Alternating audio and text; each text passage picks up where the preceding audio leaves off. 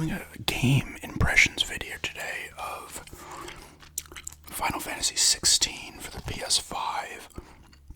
I had gotten this yesterday. This is the pickup I was talking about. But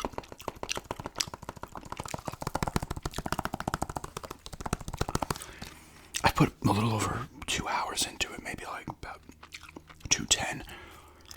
This game's fucking awesome so far. Like, typically Final Fantasies are not bad, and I wanted this because I was looking at.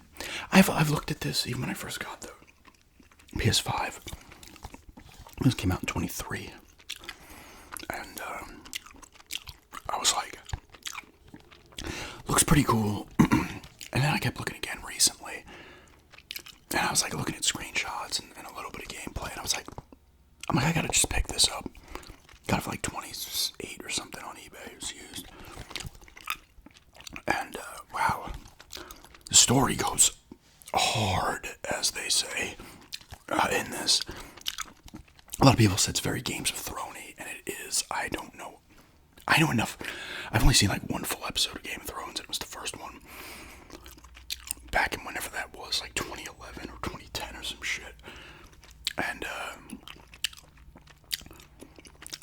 but I know what Game of Thrones is, and I know how things happen and stuff, a lot of betrayals and shit like that. But man, it does have that, definitely has that vibe. What's happening? You play as Clive here. This is brother Joshua. Right, that's him. Some spoilers here. The game starts off when you're, it's like a fight between Ifrit and, Phoenix. Is it always called Phoenix? I always thought it had a different name. Because they call it the Espers. I forget what they call it. In different Final Fantasy, they're called different things. They're like icons in this. And these characters are like the outside of Sid, who has appeared in this already. He like goes through all of the Final Fantasies. There's a Sid in like all of them, but these Espers, or what are they called in the summons, I think they're called in Final Fantasy X. Are they called that in 7 as well? But they're always these things, and you actually play as them, like, because there's a dominant, right? They call it the dominant. I guess it's a person, like certain bloodlines or families or whatever. One of them becomes like the icon and stuff like that. And it's Joshua in this case, and Clive. It rejected Clive or something. The early game spoilers here. And the mother kind of dislikes Clive because of that, and the father obviously doesn't. He's like, what? And the brother-in-law, they love each other and stuff. There's his friend Jill as well. It's very medieval types with traditional Final Fantasy shit, right?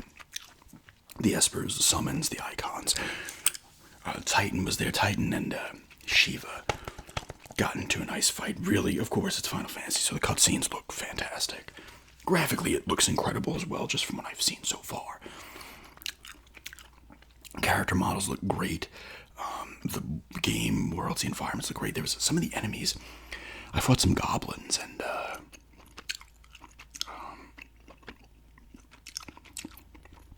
and Clive is a shield to the dominant. But I fought some goblins with Clive, 2 other dudes, as Wade and Tyler, I think their names were, and then they called it a Morgul. I swear this thing had a different name, or has had different names in other Final Fantasies. Giant tentacle things that shoots out the freaking acid. I feel like this kind of enemy, almost the look of it, has been in other games as well, but the thing looked incredible. And the combat is sick. It's the typical you're running around just wailing on them now. But it's not like fully like a Final Fantasy VII and stuff like that. The Rebirth and remake. It is, but I feel like it flows almost a little better in a way. You got magic on triangle. Squares, you attack, you dodge with R1, then you do like special powers, hold R2 and do special. Because he's blessed by the Phoenix. Clive. Rossfield, I think the family's name is. But the combat's fun, it moves fast. I will say your friends that I've had in fights so far don't really do much of anything. You can stagger enemies as well as always and start wailing on them.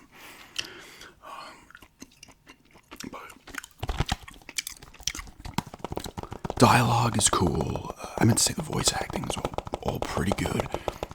It's a good story. I like it. I'm like, holy shit. Like, this game's getting me a little emotional early because, spoilers here, Joshua turns into the Phoenix. Their dad dies. They're betrayed, right? This is the Games of Thrones stuff. Like, he got betrayed by one side, comes in. The Imperial City. Was it the Imperial City? I forget what they call it. Maybe that's Elder Scrolls. But, so the father gets killed, and you play as Joshua briefly, and he turns into the Phoenix. He starts roughing stuff up. Then Clive, who you think was rejected, he turns into Ifrit, and then they start fighting. You play as the Phoenix first. You take out Ifrit, then he comes back, kills you. I don't know if he's really dead or not, or he'll pop up again. I don't know. But it's emotional. I was like, oh my goodness, like this is pretty nuts. The first hours of this game's freaking intense. Like I said, it goes hard. I was like, holy shit. I was like, okay, like this is pretty nuts. And then you get grabbed because you got betrayed, and I guess your mother is now part of the Imperial Army. I think they said Imperial. I don't know if they just captured her and they said you got to be with us now, or she was part of the betrayal. I don't know. But she loved her son Joshua, but he's dead. Or you think he is. I don't know if he is for sure, fully, or not. And now Clive doesn't know. I don't think he knows he's Ifrit. But he kind of, because he turns into him, he's like, don't do this, I'm going to kill you and stuff after the Ifrit kills the brother. So he's like almost like an out-of-body thing. But the mother's like, oh, kill him, because they find his body laying there. It's not that they'll kill him. And then she's like, oh, wait, no, he's a fine soldier. Keep him instead. So he gets branded with this fucking thing on his face, and he's fighting for this other group. And then this other group is fighting that group. So you see, this is where the Titan comes in. Against Shiva. Shiva's work. I forget what these people are called. Something with an E, I believe. They're fighting this other group. I don't. What is it? It's not the Imperial. They had a name too. I can't remember. This is a giant battle. And then you're still working with them. You're trying to kill Shiva now. Get the head of Shiva. So that's the other crew. Then the two Titans start battling. Shit gets destroyed. One of your buddies killed. The other. I don't know if they're the bad guys or who they are. They take out the Iron something. The Iron Fist. No, it wasn't the Iron Fist. The Iron something, they call these people. The Iron Fist is a Marvel character. But he can't do it. Clive can't do it because after the battle, they're tired. I guess the Titans, Dominants, not Titans. Dominants get tired, but this other group, the Iron, whatever, treat these Dominants as abominations and stuff. She's almost chained up, but the girl's weak now because she was just battling, so she reverts back to her human form and can't fucking... She's tired. You do fight her, though, and you're about to kill her, but then it's your friend Jill from the beginning of the game, so he doesn't. And then you take out the other guy, with the guy's like, you have to be loyal to the Emperor. And he's like, the brand means I'm in your service, but I'm not loyal to you. You take him out. Sid comes with your dog. He's huge now, the same dog that you had in the beginning of the game. Because 13 years later, after what happens in the beginning where you kill your brother. Even though I don't think you know you did. I think it was 30, because you're 15 at the time. I don't know how old your brother is. He's probably like 9 or something. And now you're, I guess, 28. I think it said 13 years later. And it's cool, though. And your dog, Torgal, was a puppy, and now he's huge and old, and I think he helps you out. And now I'm back in the hideaway now. I go with Sid, Jill, myself, this other guy, I forget his name, and the dog, Torgal. Now I'm in the hideaway, and that's where I left off. I stopped, I should say. And you can upgrade stuff. You're getting different abilities. You're getting ability points. I haven't done that yet. But you can upgrade abilities. You can master abilities, learn new abilities. You put them all on the D-pad. Oh, no, you don't. No, those are on the face buttons. D-pad is like potions and stuff like that.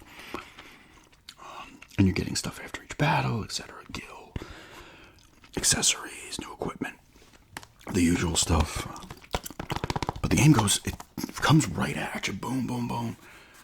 I think now a little more of you can, I guess, maybe do some side quests and stuff. I don't know for sure yet. But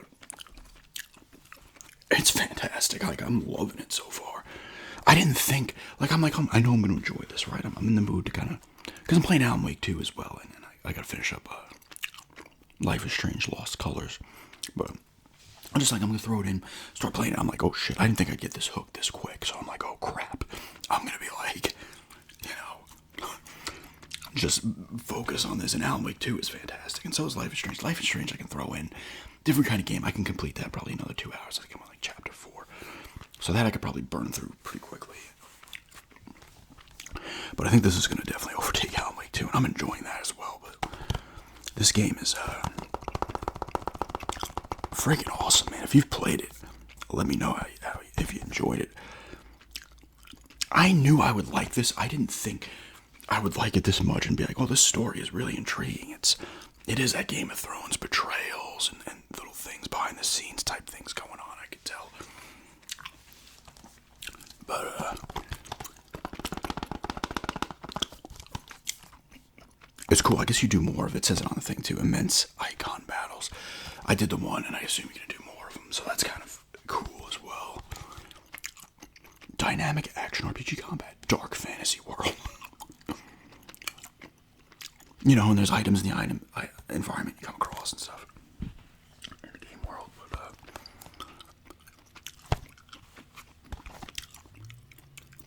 like I said, I didn't even like read the back of it, and then I'm seeing him here, and then Ifrit's right there. I wasn't even like paying attention, but I was like, oh shit, well done. Like he turns into Ifrit, and then they battle out. So I guess he was chosen. Well, who knows? I'm gonna find out more about the story. I hope it continues to go this kind of balls to the wall, if you will. Because it's awesome, man. I'm enjoying the hell out of it. Combat's fun. Story seems cool. Characters all seem pretty good so far.